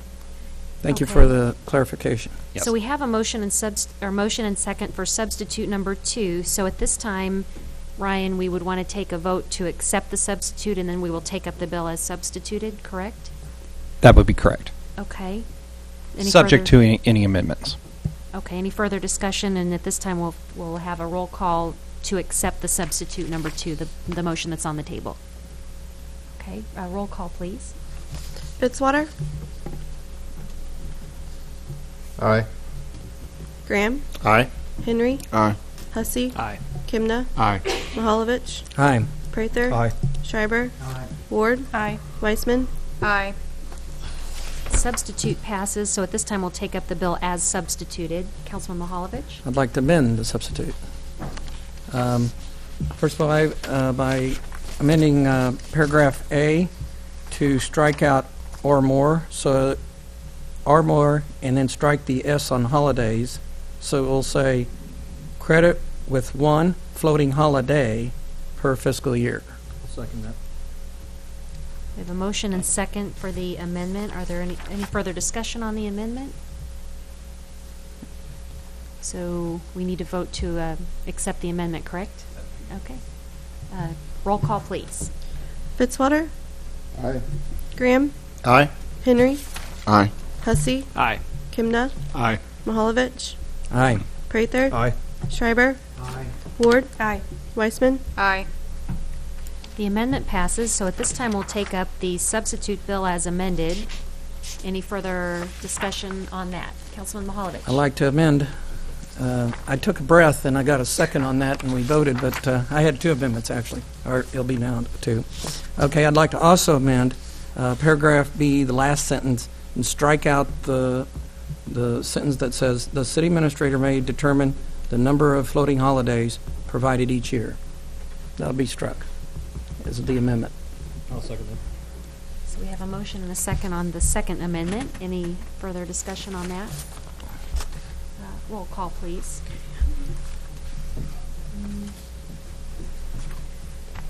Fitzwater, Aye. Graham, Aye. Henry, Aye. Hussey, Aye. Kimna, Aye. Mahalovich, Aye. Prather, Aye. Schreiber, Aye. Ward, Aye. Weissman, Aye. So the other second amendment has passed, so we'll take up the bill as substituted and amended twice. Councilman Mahalovich? This was introduced when I was out west, and before I could get back, I had Councilman Graham at my front door greeting me to look at this a little bit tighter. So after our meeting with Councilman Graham and staff, we were able to come with this substitute. Thank you. Further discussion? Would it be wise to say what's in the substitute? I'm not certain. Was it in the printed packets for everybody? I mean, it's your bill. This is not in the packet. I mean, at least the Okay. major change that I'm sure is of interest here, Councilman Mahalovich. It is Thank not you. in the packet. I could make that clarification. Essentially, it treats a shift as a shift as a shift. If you have an 8-hour shift, you have a 10-hour shift, or if you have a 24.25 shift, it's a floating holiday, includes a shift. So, in the case of firemen, they're 24.25, and we had them at 12 hours instead of 24.25. We had policemen at 10 hours. It stays at 10 hours, and 40-hour work week employees stay at 8 hours. And part-time stayed at 4. At 4. Thank you. Any further comments, questions? Councilman Hussey? I guess just for clarity, we asked it across the hall. I think the question, when we talked about this topic 4 years ago in the budget process, was always about revenue and revenue neutral and those sorts of things. And so, Mrs. Mueller, I think you made a comment across the hall about there's not an ask for an increase in appropriations. And so we see that as somewhat revenue or expense neutral, I guess. That's correct. There is no budget amendment that accompanies this bill. Further questions or deliberation? Okay. Seeing none, roll call, please. Fitzwater, Aye. Graham, Aye. Henry, Aye. Hussey, Aye. Kimna, Aye. Mahalovich, Aye. Prather, Aye. Schreiber, Aye. Ward, Aye. Weissman, Aye. Bill passes. 2017-75. An ordinance of the City of Jefferson, Missouri authorizing the mayor and city clerk to execute a supplemental agreement with the Missouri Highways and Transportation Commission for surface transportation program funds. Mr. Sanders. Thank you, Madam Mayor. This is a second supplemental to an existing grant. The grant expires at the end of this fiscal year. We still have a large amount of funds to expend on specifically for a travel demand model, which will result in a list of recommended transportation improvements, which Public Works, Cole County Public Works, and other CAMPO member agencies would benefit from. At budget time, we knew we weren't going to get the project started. We thought we might be able to get it started a little bit, so most of the money is in fiscal 2018. $30,000 is not in fiscal 18, so this bill would authorize an extension of the grant contract for one more fiscal year and also reappropriate that $30,000, of which only $4,500 is the city match as part of that grant program. I'd be glad to answer any questions. Any questions? Roll call, please. Fitzwater. Aye. Graham. Aye. Henry. Aye. Hussey. Aye. Kimna. Aye. Mahalovich. Aye. Prather. Aye. Schreiber. Aye. Ward. Aye. Weisman. Aye. Bill passes. 2017-76. An ordinance of the City of Jefferson, Missouri amending the 2017-2018 budget of the City of Jefferson, Missouri by adding employees within the Public Works Street Division personnel schedule for a new crew to work on stormwater projects. Mr. Marash. Thank you, Madam Mayor. This bill kind of grew out of our discussions about what to do with the recently appropriated $750,000 for stormwater. The staff looked at the how to spend those funds and developed a couple scenarios for our Public Works Committee. One in which we would do traditional design bid build projects with the money. The other, kind of a blended approach, which is the result of this bill, where we would recommend to hire a street crew to work on stormwater, essentially, as their full-time work, and then also use the remainder of the funds for our traditional design bid build projects. So kind of a blended approach. A lot of discussion at the Public Works and Planning Committee about it. The two scenarios were attached to the bill that we discussed, and the committee recommended this approach. Be happy to answer any questions. Any questions? Councilman Henry?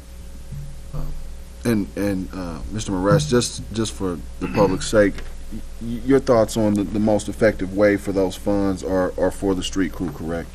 Right. We looked at, what's the quickest and most efficient, cost-efficient way to get those funds on our neighborhood stormwater system. So really what the crew would do initially would we'd look at our overlay pending overlay list for the year, kind of go around and look at our crossroad pipes, inlets, work on those, and then also our complaint list that we have, as we've talked about a lot of times in the past.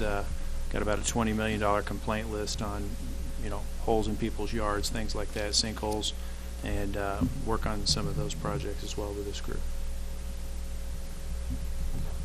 Further questions or deliberation? Councilman Hussey? I'm just curious, if this passes this evening, what's the time frame before a crew is up and running, supplies in hand, to start working on things? Yeah, I think it amends the 2017-18 budget, which starts November 1, although you could go ahead and start advertising for those positions. I mean, it quite frankly, it could be other in-house staff interested in these jobs and, backfilling other jobs. I mean, it could be quite quick. So we would anticipate the material monies are in place with the $750,000 as well in the new budget. So could be quite quick. Depending on the weather this winter, we can get a lot of pipe work done in the wintertime. Thank you. Further questions or deliberation? Councilman Prather? I've got a few of them. And first of all, I'd like to thank Mrs. Miller for sending out those forecasts that we all received. And one of those forecasts, if we do this, the $250,000 a year, basically puts our fund balance at possibly 5% in about 5 years. Yeah, there were two versions of the 5-year forecast. One being the version that has normally been presented during the budget hearings. The other one also has a line added for those projected unexpended over the years. So it's a range anywhere from 5 to, I don't have the document in front of me, but it was a little over 5% to 27% could be the ending fund balance by fiscal year 2022. And all these bills we've had tonight introduced and passed that are dipping into the fund balance, including the fire station, has that been included in those numbers? The Lincoln Street was included in that projection. And is there anything else that was introduced tonight that has not been included? Well, I mean, the fire station, I don't believe has. No. So if we went that direction, that would probably put us under the 17% and lower than 3% in 5 years, potentially? Well, it would be a one-time, so it wouldn't have that exponential effect like the stormwater crew does in the personnel line. But, I mean, we could give you the various versions of the 5-year forecast with those lines added. I just saying it could be worse. You don't necessarily have to give that to us. But and another comment would be that this is the way it's in here today is $250,000 that we are putting forth for not just this fiscal year but ongoing. That was the exercise on the 5-year forecast. Okay, so which was the stormwater crew plus the materials for the stormwater crew. So, and I think Mr. Marash had testified that he would know more after a year of how much those materials needed to be ongoing. Okay, but if we take the $250,000 that's suggested, and we have a potential loss of another $250,000, which we are currently receiving for revenue on out-of-state vehicles, use tax, I believe, which could end potentially at the end of next year? Correct. That November of 2018, that out-of-state local sales tax will no longer be able to be collected unless there's action by the in a ballot measure for that or a use tax. Okay, so conceivably you could have $250,000 that's projected for this ongoing expense, and they add another $250,000 to it, which we may not have, would bring us about $500,000. We could potentially be in the hole at the end of next year for ongoing, budgetary forecasts. So I guess my problem is that I don't feel comfortable putting future councils at risk. We've had a $1.6 million hit before, and I know I'm a very conservative person. I don't, maybe not everybody agrees with me, but that's how I do my own forecasts is on monies that you do have, not monies that you hope to have someday or may not have. So there is another, I guess what I'm trying to tell everybody is there is another option. The other option was to have staff spend that $750,000 on projects that they deem fit, that would be, best service the problems that we're having. That was the other option. So that's still on the table. That's not the only one that we can talk about tonight. I'm just saying that's what I wanted, but I was basically outvoted on that one. So just wanted to make sure everybody understands that we have a potential $500,000 that we're going to deal with at next year or the year after. So that's all I got. Councilman Hussey? And Councilman Prather, I appreciate your perspective, and I think that you shared that before. Anytime we pass a salary increase for staff, it puts a future council at risk. Anytime we make those ongoing long-term budget adjustments, using that same logic, it certainly does the same thing. To a certain, if we pass a 4% or a 2% salary increase, that moves the personnel line item year after year after year, and grows that budget item in the same mindset that I think you're using when you talk about additional staff. But it changes. At least that's the perspective I see it. Even if we don't hire the crew, the 5-year projection, when you don't take in the unspent expenditures line item that is included in those projections, the fund balance gets down to 10%. And so when we don't actually have efficient operations on the expense side, like we're able to have a healthy fund balance because of the fact that we budget a certain dollar amount and staff do a good job of coming in below that mark and have traditionally come in even better than 4% below it. And so we sort of built our long-term projections off of that assumption that they're going to be efficient like that. I understand the concern about the out-of-state vehicle tax. I think that we can work out a resolution to put something on there. I feel like we made a decision to authorize $750,000. Staff came to us and said this is the most efficient, cost-effective way to accomplish that. I guess I'd have confidence in staff to make sure that there's a long-term plan on how to operate that. I don't want to necessarily bank on attrition and turnover to assume that's always going to be the case.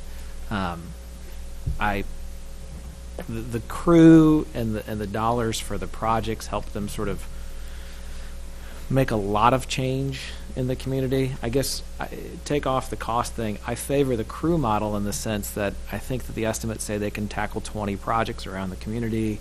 I think that puts them in a lot of wards, a lot of neighborhoods, as opposed to basically if we went scenario B, we'd essentially be adding one more major project, I think what the estimate said. And so some of that small project troubleshooting probably still wouldn't happen. And while the major project is what we hear a lot about, I think a lot of the concerns that get brought to me from constituents and maybe to others are sometimes small fixes. And they just want a crew to come out and tackle that particular project. And so I sort of see the crew as like it gives staff the ability to really go out and respond to things as they come up, and it gives staff flexibility to sort of be nimble in terms of stormwater while also set aside some dollars for major projects. The reality of the situation, just long term, when we talk about long term funding and those concerns, we still have to figure out a stormwater funding source long term.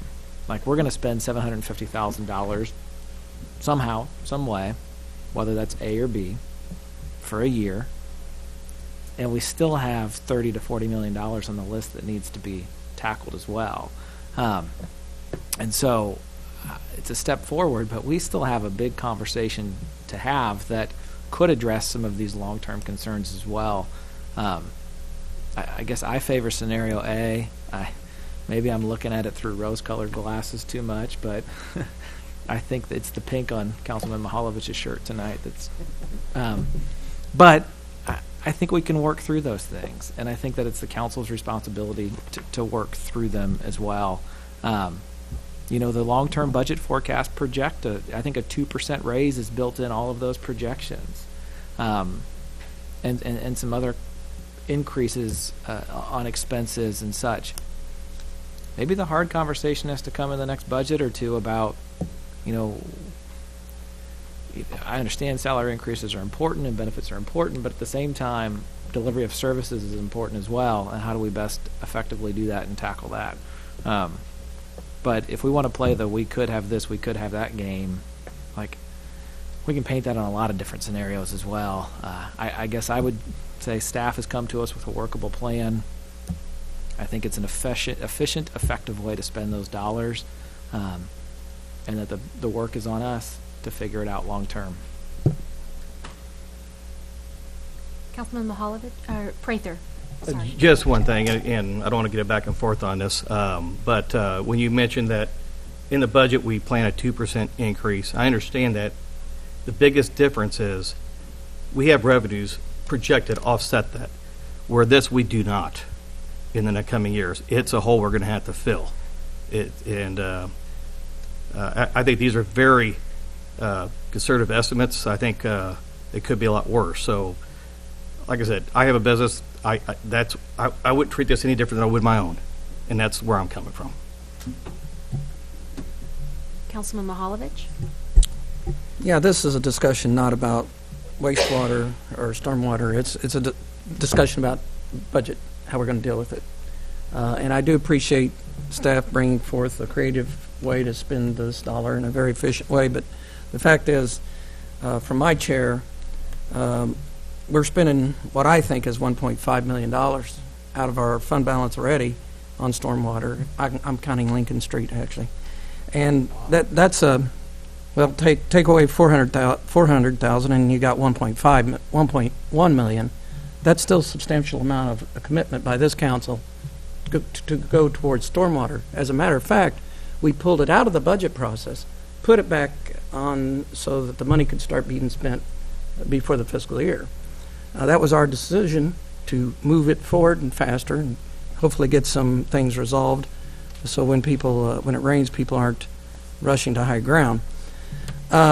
We did approve the budget, and this is a substantial change to the budget, and that budget called for one FTE that we all agreed to change. Other than that, the budget came to us in a pretty full manner.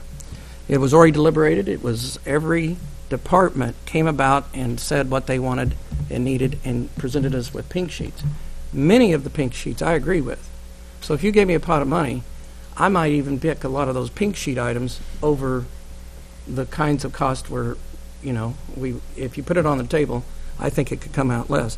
There may be a flaw in the budget process. The fact that this council, all of us, decided to spend $750,000 before the budget season gone through, and had maybe our planners and our mayor and our administrator knew that we were committed to $1 million, they could have built that on the expense side. Maybe we would have been debating it differently today. But we didn't telegraph that to our budget process. Maybe, I don't know what is a better process. But the fact is, we do have a budget process that I think we would create a precedent for people to bypass the process. Even tonight, and people could check my math on this, but I'm looking at $2.25 million that we took out of fund balance tonight, or deliberating taking fund balance. We got firemen, Fire Station 2. We got the things happening there on streetscapes and all around town. We got the South Side Plan that's presented us with some budget challenges. So I'm also looking at our wish list, of the fund balance wish list, and some of these things I think neighborhood sidewalk repair, economic development project, downtown event support, street sweeper, and some remodeling of buildings. That's not to mention our capital needs that we haven't even talked about. We had a sinking fund of $300,000. This year we took $100,000 out of that, which we had to do what we had to do. So our needs always exceed what we have. But my fear is that we have, let's just not, on the revenue uncertainty side, we do have, I think, a high water mark to make on our sales tax. We're behind on our sales tax this year, and we'll make it up on the revenue side through other items, I'm pretty sure. But we've never made 1.114 on our revenue, and we're projecting that for next year, and we're not even making 11.3 this year. Furthermore, we have the aforementioned automobile tax that will go away unless voters come to us and say, we approve that. So if there's a voter rolling the dice to see if they will, I think they'll support us. I believe they will. But that's the revenue uncertainty. On the expense side, we have, again, Fire Station 2. We have salary and compensation study that's addressed us with some challenges, and our city administrator said that the one thing he didn't like about our budget he presented to us is it was low on the salary compensation side. And then there's a thing called revenue or compression, salary compression. We got experienced, I know at least on the firemen and police, we got experienced people that are making the same thing, and we haven't quite addressed that. So we have challenges there as well.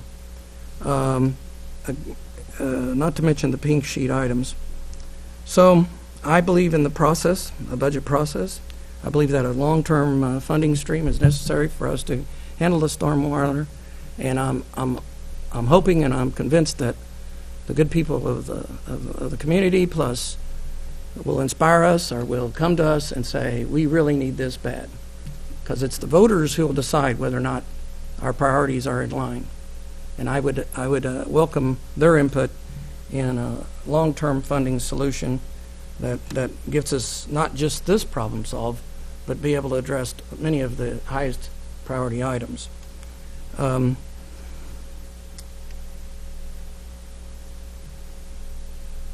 guess that's the fund balance what is left over in the fund balance is the things that make some other things happen, that put the pieces together. And I'm fearing we're going to lose this. We're going to lose our fund balance list, and we're not going to be able to do some of these items that our citizens get a lot of benefit from. This downtown sidewalk project is tremendous. I'm really looking forward to that. We put, and thanks to staff, because we budgeted $700,000 out of fund balance, and we came to us tonight with $640,000. So they looked at the project. They're going to get downtown looking back to where it was when we had our remodel 10 years ago or stuff. So I'm really looking forward to that. It wouldn't have happened unless we have fund balance. So that's thank you. Councilman Prather? And one thing I want to reemphasize that this vote tonight does not get rid of the $750,000. It's going to stay there, whether it's voted approved or not. It's just how we spend it is what it comes down to. So I just want to make sure the public knows that we are going to spend the $750,000. All we're debating on is how. Councilwoman Ward?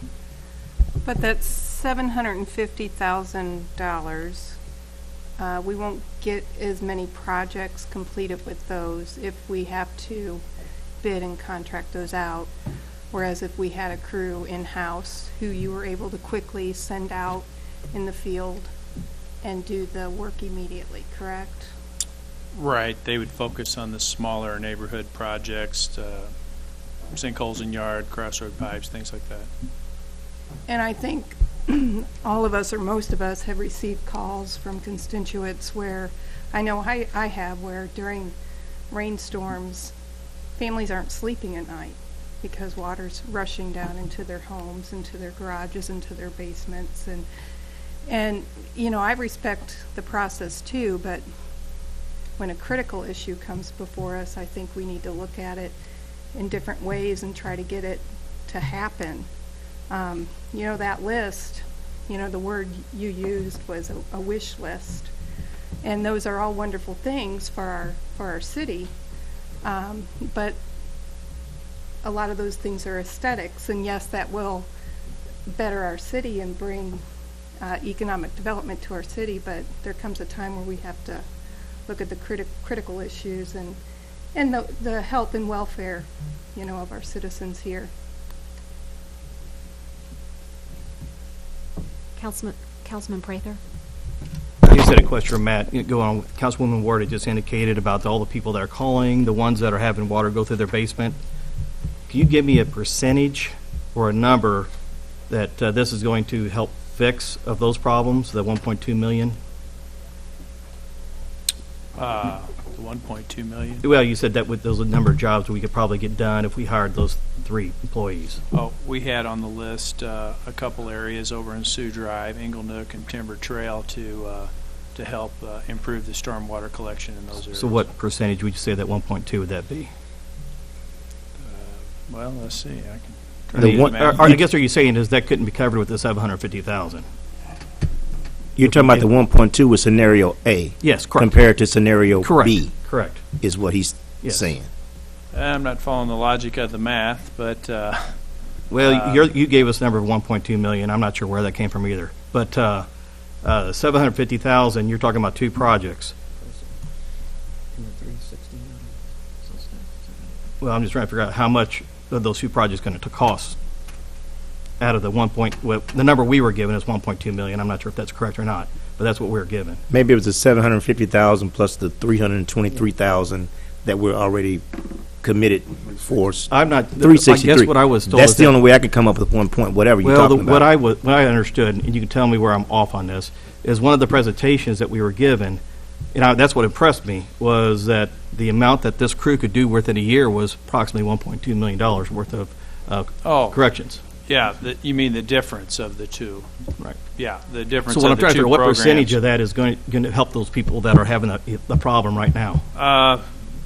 Yeah, if I think I have what you're saying. So yeah, we've added it on here, 4, 5, 800. So about 3/4 of that is that flood related type. So the people that are calling that are having the problems, you're going to be able to fix 3/4 of them. I said, we'll improve their stormwater situation. But Sometimes I'm you can't talking about fixing their completely actual resolve problems. some of the issues. Yeah. I mean, I'm just, is this just the cosmetic stuff that we're doing outside that's going to help some, or is this actually going to alleviate the problems that we're No, having? it's not 'Cause those just are ones, I guess my point is, those are the ones we want to help the most, is the ones that are actually having the big issues. Well, it depends on when you say want to help the most. We really want to try to alleviate a lot of problems with this, better collection, whether it's a hole in your yard or flooding. So, I mean, stormwater is very theoretical, obviously, and so if you improve the collection system, it's not cosmetic. It's bigger inlets, bigger pipe sizes, things like that will improve the stormwater collection. Now, if you have a massive storm that overtops that, you'd still have flooding scenarios. So you can't really guarantee nobody's going to flood in many cases, but I just want to make sure we're helping out, getting the best bang for our buck is all. certainly. Councilman Fitzwater? I was just going to make a comment, and I appreciate the work that you guys do on the budget. I mean, I agree with you. I don't like to eat in the seed corn. I mean, we can't project the future. We as council approved $750,000, and then we asked Matt to give us a recommendation on how to most efficiently utilize those dollars.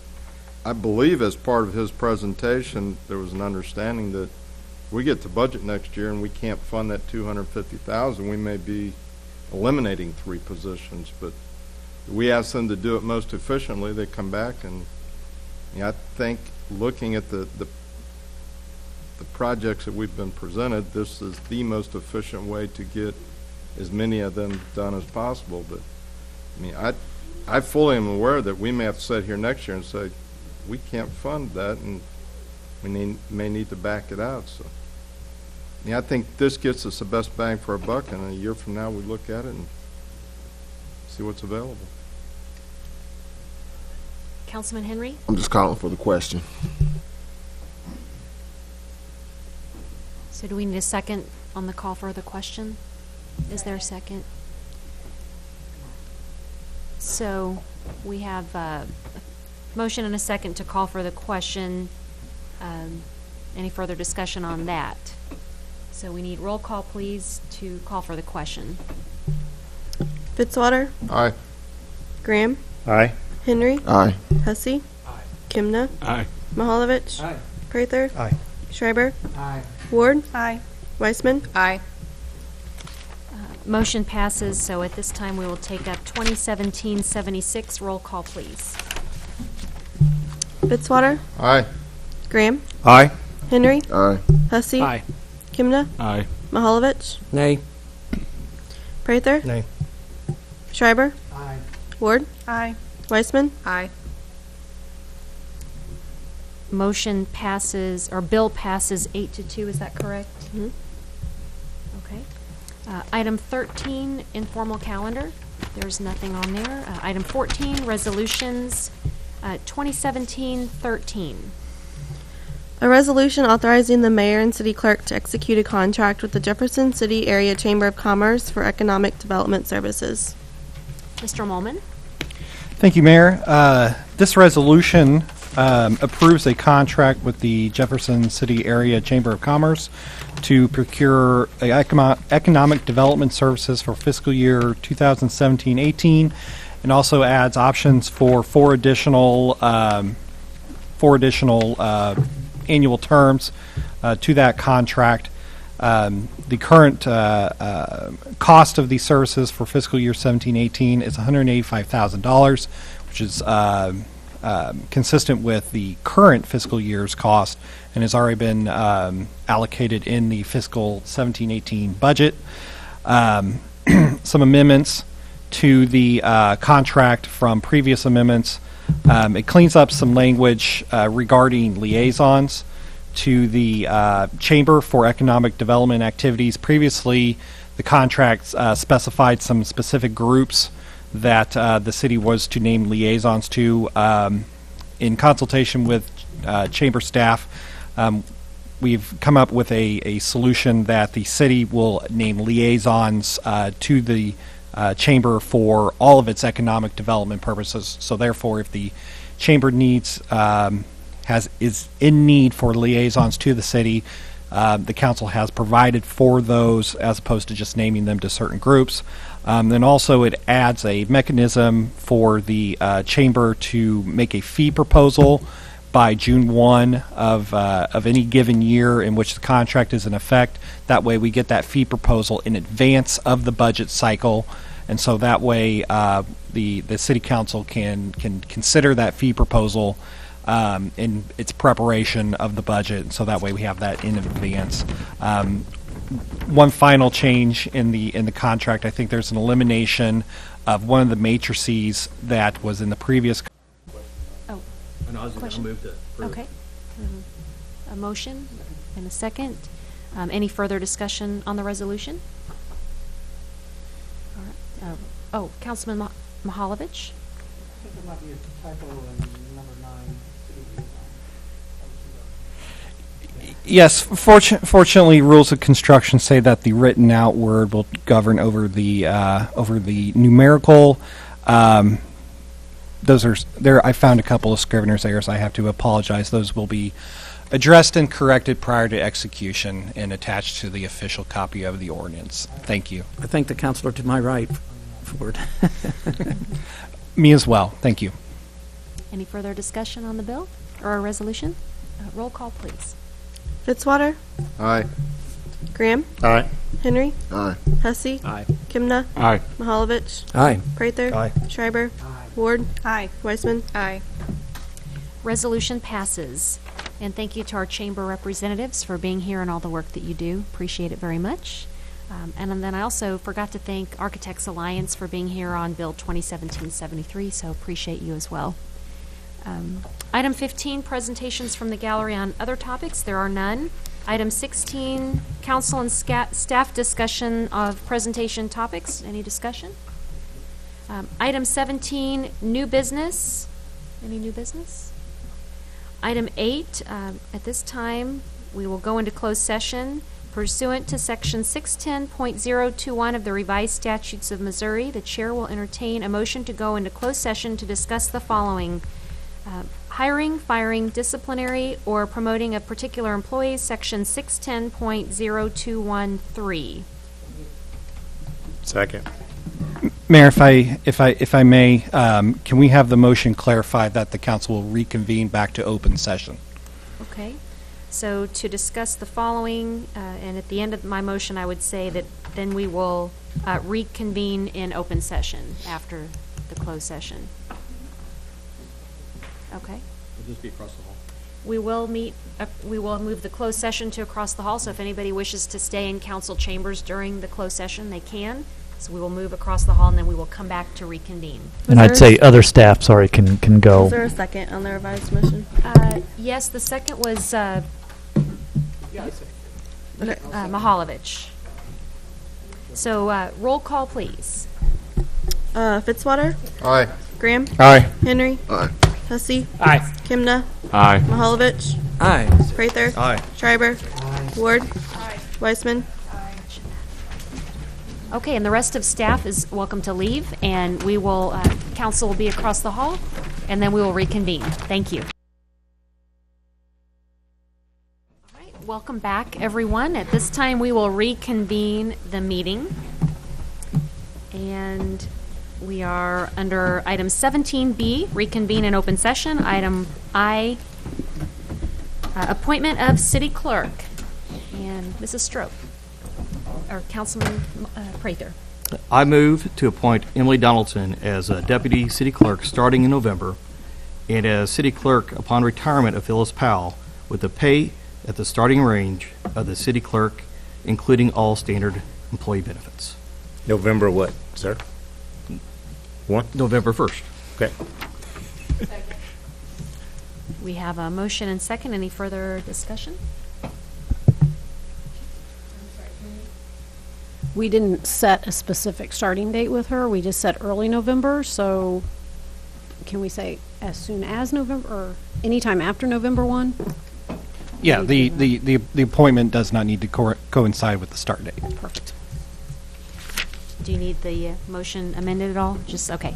Any further discussion? Roll call, please. Fitzwater. Aye. Graham. Aye. Henry. Aye. Hussey. Aye. Kimna. Aye. Mahalovich. Aye. Prather. Aye. Schreiber. Aye. Ward. Aye. Weisman. Aye. Motion passes unanimously. Congratulations, Emily. So welcome. We're excited to have you. Would you like to just give council a brief introduction?